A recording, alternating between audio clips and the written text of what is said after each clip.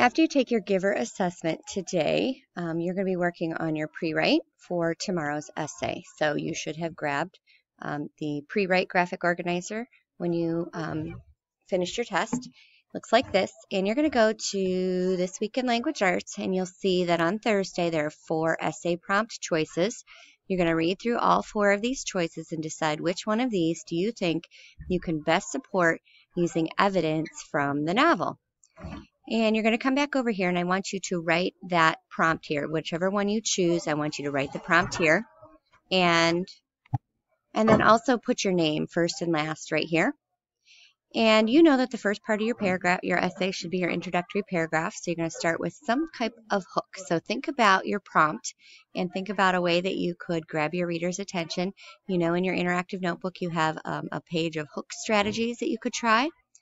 The bridge should be your essay, your background information, and the background information in this case is your novel. So the bridge could be a 1 or 2 sentence summary of the novel, just the big main idea using your character's name. And then your thesis. Your thesis is where you're going to answer that question, making sure you don't say I think or I believe. Just answer it as stating it as fact. So for example, if my prompt was, is a utopian society possible? Then I would either say, yeah, a utopian society is possible, or a utopian society is not possible. I don't want you to start with a yes or a no. In restating that prompt, it's very obvious whether or not your answer is yes or no. Now, beyond that, you now need to think about how you're going to support this thesis. How are you going to prove that a utopia is a good thing or a bad thing? You need 3 claims, and these are going to be 3 overlying ideas from the novel. And these 3 boxes underneath here, total of 9, need to be 9 pieces of evidence from the book that support this claim. And I can't stress enough how important it is that these have to be specific events from the book, not generalized statements, not alwayses. I should be able to open your book up, and you could even refer to on page 52 or in chapter 13. These need to be very, very specific. Now, the counterclaim and rebuttal, make sure for your counter you address the other viewpoint. So if you are really doing an argument against somebody, you want to show that you've considered their argument. So you're going to put one of those arguments in here. So if you said, yes, a utopian society is possible, then you're going to come up with an argument. Why would somebody say it's not? A good way to start your counterclaim could be with even though or although or while. So over here you'll see I have an example.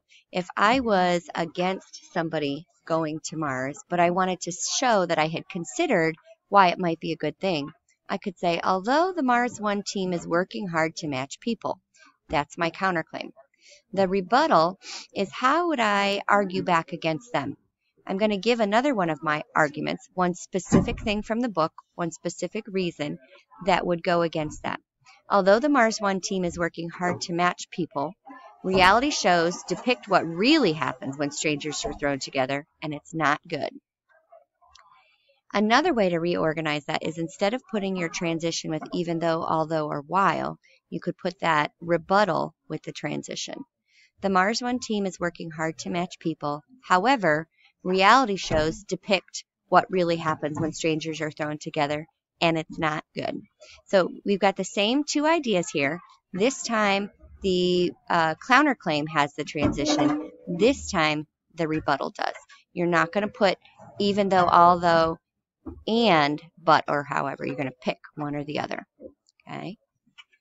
So again, your counterclaim goes against what you think, and it shows that you've considered the other viewpoint, and rebuttal is just another one of your arguments against.